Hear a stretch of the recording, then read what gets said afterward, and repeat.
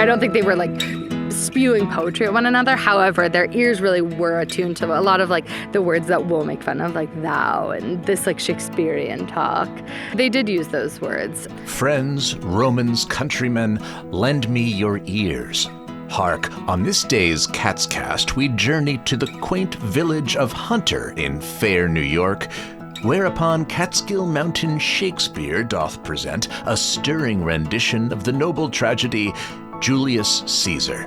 Attend thee this discourse with the esteemed founder and artistic director Sarah Rennie, and verily seize thee a billet, for this performance doth breathe new life into a timeless saga. That and more forthwith after this brief interlude. Catscast is brought to you by Ulster Savings Bank, an award-winning bank where community matters. Meet the friendly staff at their Phoenicia and Woodstock locations. Call 866-440-0391 or visit them at ulstersavings.com. Member FDIC, Equal Housing Lender. And by Briars and Brambles Books, the go-to independent book and gift store in the Catskills. Located in Windham, New York, right next to the pharmacy, just steps away from the Windham Path. Open daily. For more information, visit briarsandbramblesbooks.com or call 518-750-8599. This episode is supported by Hanford Mills Museum. Explore the power of the past and learn about the ingenuity of the historic milling industry. Watch the water wheel bring a working sawmill to life. Bring a picnic to enjoy by the mill pond. For more information about scheduling a tour or about their 2024 exploration days, visit hanfordmills.org.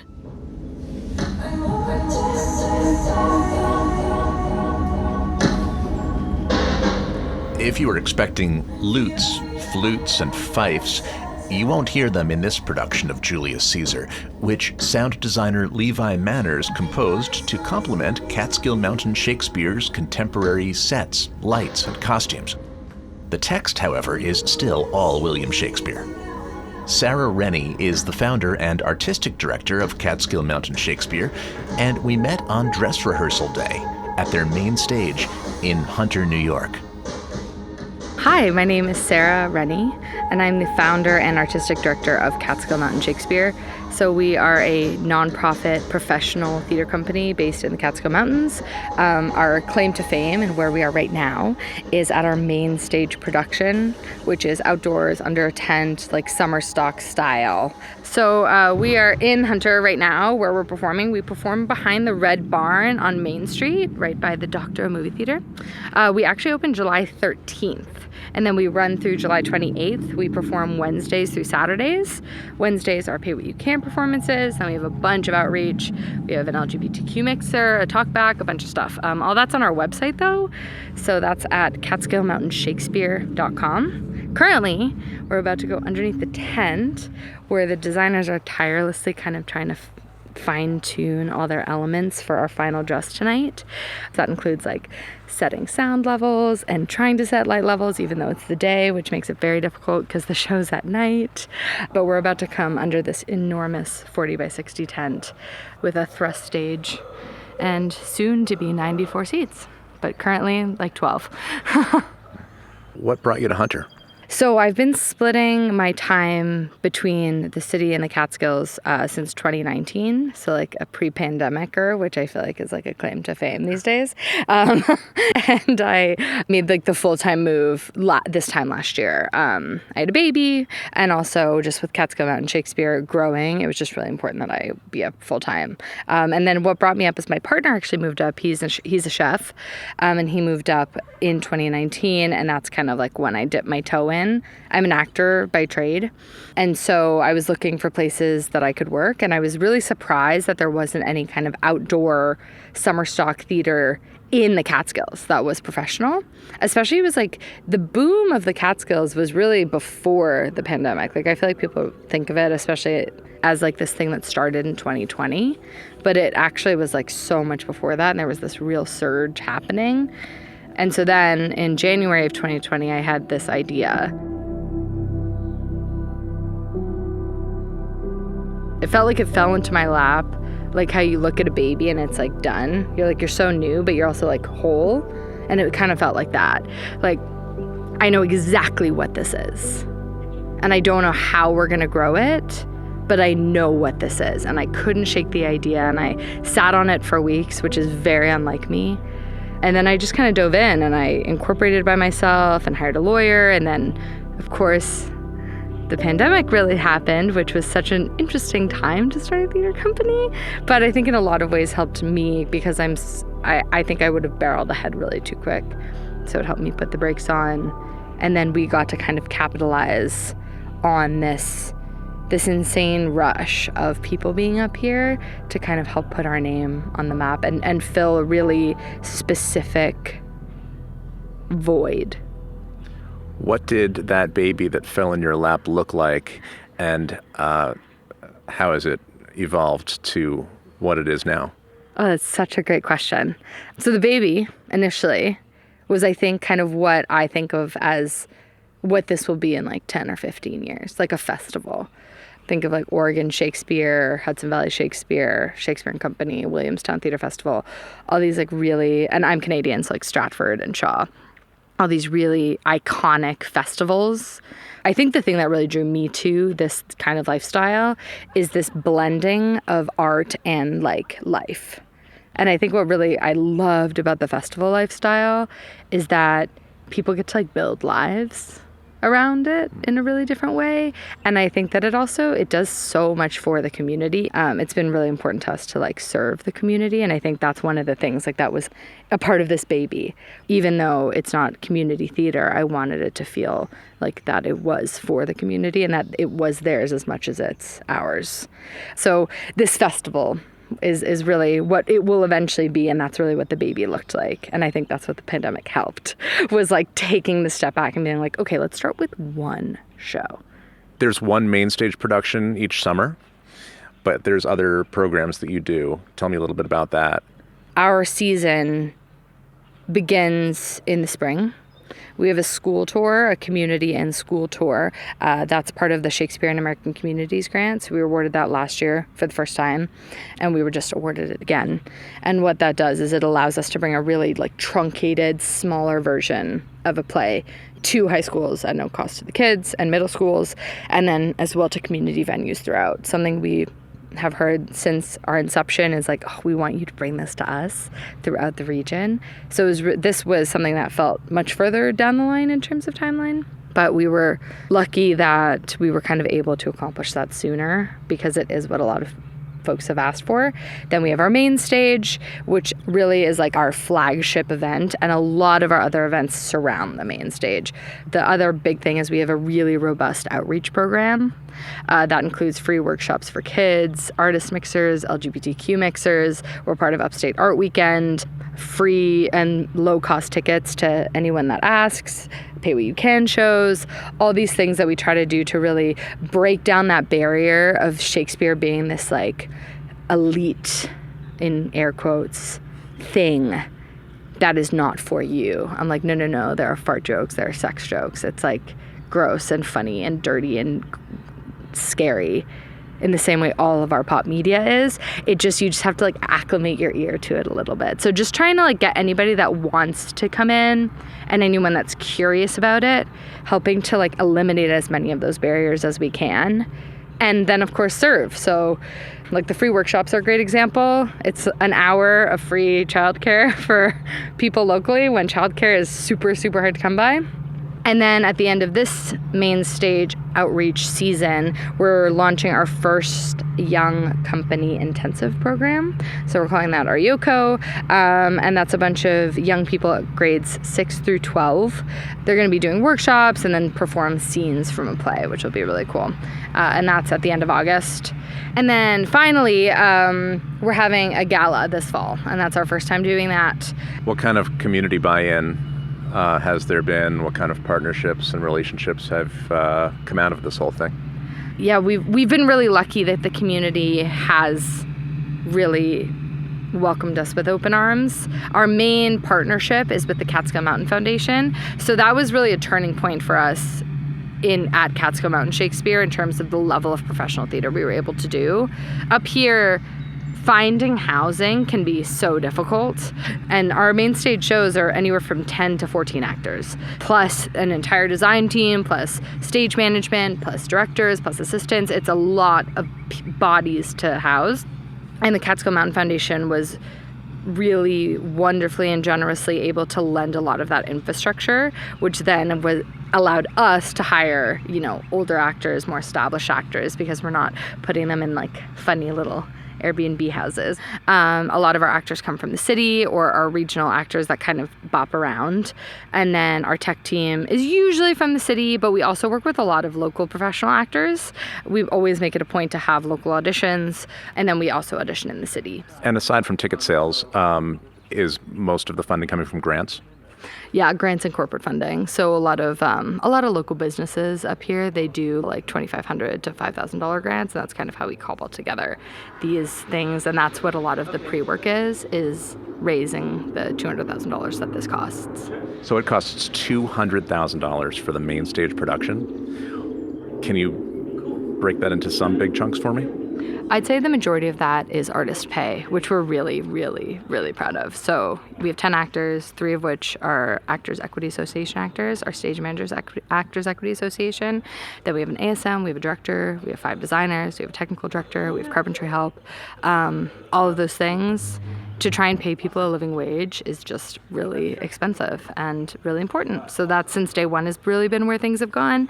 As we kind of move into this next breadth of where the money will go, we're hoping to, invest more in technical elements, as well as Frank and I having some sort of more traditional salary, we'll call it, so that this has more of like a longevity to it, as opposed to us donating our time. The clock. The big thing I want people to know is if they want to come, we want them here. If money's an issue, we have so many things in place to try and get you here anyways. And if you don't know anything about it, that's fine. Because if you leave and you didn't understand, it means we didn't do our job. It doesn't mean you're not a Shakespeare person. Everyone is a Shakespeare person. I promise. No matter what kind of jokes you like, we have them here. Maybe not in this show, but in general, we do. So I think that's the thing I want is people to know. Is just we want you here. We want you to come and join us, and we'll do everything that we can to make that happen. Is this a full-time project for you, year-round, even though most of it is happening in the summer? This is definitely full-time for me. So I'm the artistic director, and then we have Frank Wilderman, who's the managing director, and he and I do pretty much everything in the lead up to this. So once this closes down, actually even now, this morning before I came in, I was writing a grant for next season already. And that's in like the busiest week of the year, but the deadlines happen to coincide. So once this closes, we're like already looking straight ahead to the tour, straight ahead to next summer. It's definitely full year for the two of us, yeah, and full time. Ooh, and there's some sounds. Is this from the production? Oh yeah, this is definitely from the production. All of the music and sound cues for this were made for the show. It's very cool. So just that little excerpt sounded very hip and modern. Tell me about this particular production and how you've given it your signature, or your fingerprint. So this production, and with all of our productions, definitely is very contemporary in its take. So I studied in London. I went to the London Academy of Music and Dramatic Art, which is a very traditional training, very text-based. You'll hear about the technique of acting and theater and all these things.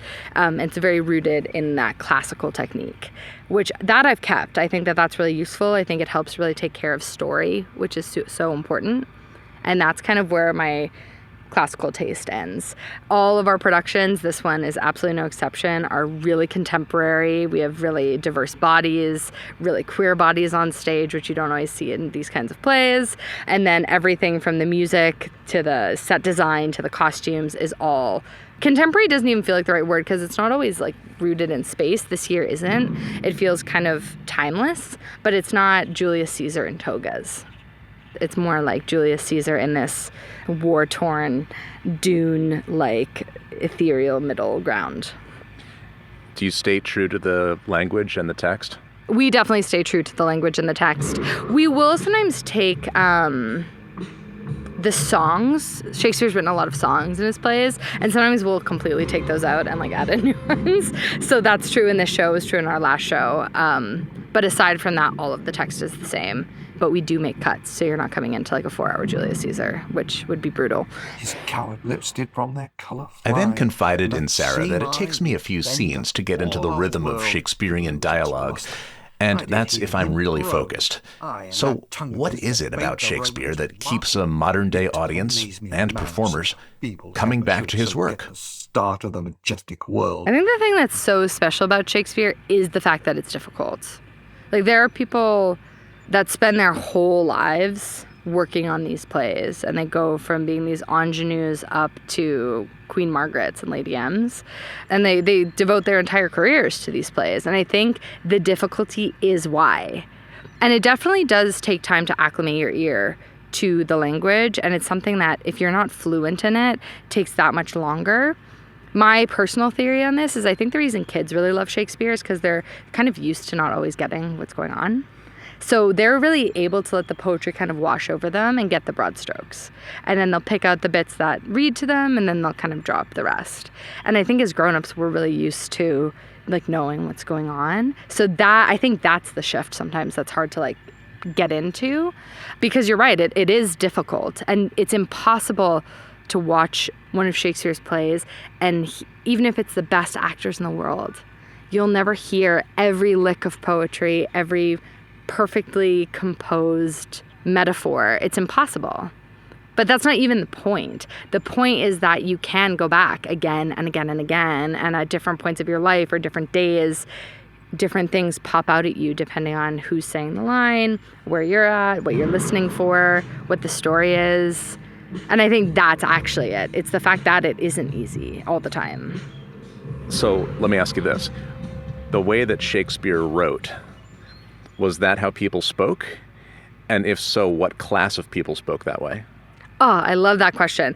I mean, I don't think people in Elizabethan England were like going around speaking about how like you are the sun rises in the east. Like, I don't think they were like spewing poetry at one another. However, their ears really were attuned to a lot of like the words that we'll make fun of, like thou and this like Shakespearean talk that people will kind of poke fun at and play up. They did use those words. The British accent was actually, I think what I've heard is that it's closest to how a Georgia accent sounds, like an American Georgian accent. I think that's what is now considered what the closest was. But I think they were just a bit more used to the cadence of it all. But we all speak in iambic pentameter, not like ba-dum, ba-dum, ba-dum perfectly, da-dum, da-dum, da-dum. That's the I am. But we do. That is the English language. And then if you're going to Molière, the cadence that's written in is much more adapted to French, of course, because it's French. But like in English, we do go up and down. It's how we listen. If you hear babies talk, they kind of do it as they pretend. And so the every person in 17th century England would have attended a Shakespeare play and just totally gotten it. Totally. And they also would have been, like, by our standards, incredibly rude. Like, if you've ever been to the Globe in England, it's round, and in the middle is where everyone would stand. So all the peasants, all the poor people, all the everyman would stand, and then there were seats going up for the nobility and all these things. It was for everyone. There are crass jokes in these plays, in every single one of them. But also, if they were doing a bad job, like, they would get yelled at. They'd be, like, told that they suck really loudly, and then have to keep going on this play that they just learned, which is also insane. Like, this was, like, pumped out so quick. The culture of it was just so different. There wasn't this reverence for it, which I think can be great. And I spent all my time doing this. I think it's the most beautiful, wonderful, touching art that there is. And I think that we have far too much reverence for so much of it. It alienates people from it. What's the relevance of this particular play to 2024? The relevance of this play to 2024, the relevance of Julius Caesar to 2024 in America, you know, is so political. We've tried not to be on the nose about it, and we're not. It's not set in America. There's no red hats or Biden flags or American flags, anything like that. And we hope that no matter where people fall in the political spectrum, they feel the same, like that they feel seen in it, and that they feel that fear of it's so tricky. It's if you do not keep politicians in check, how dangerous that can be, and also if you do not keep the means with which you keep people in check, how it derails like the entirety of our civilization, which is, I think most people will feel very contemporary. So the dangers of complacency, just as relevant 425 years ago when this was written. The dangers of complacency, the dangers of a mob mentality, the dangers of for the common good kind of ideas where the ends justify the means. And these just really complicated questions that I don't know.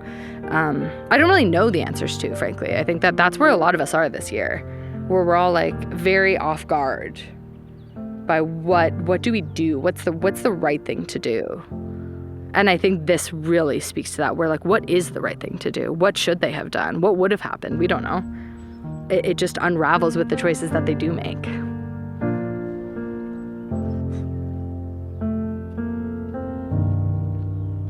What do you think that William Shakespeare would really enjoy about this particular company and this location?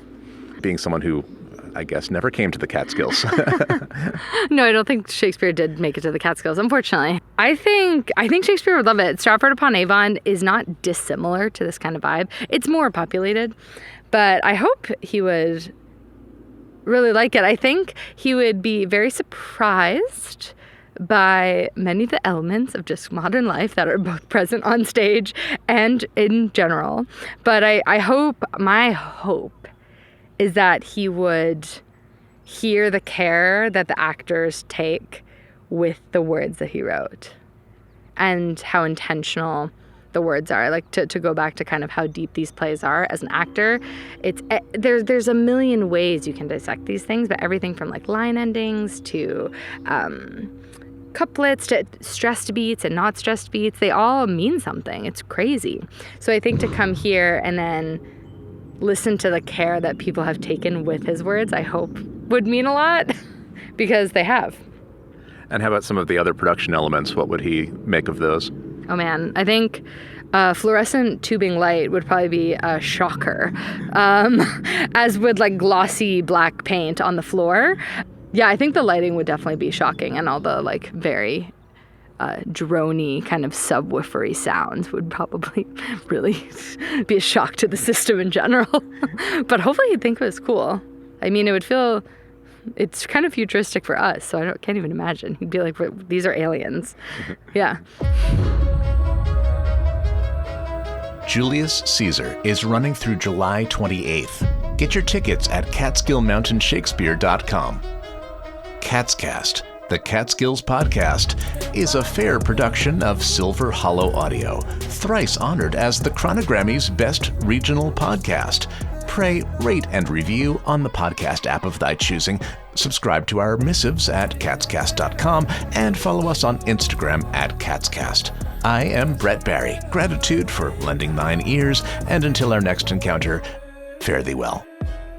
Catscast is supported by a generous grant from the Nicholas J. Juriad Family Foundation and by listeners like you. If you'd like to make a donation, you can do so at catscast.com. Thank you.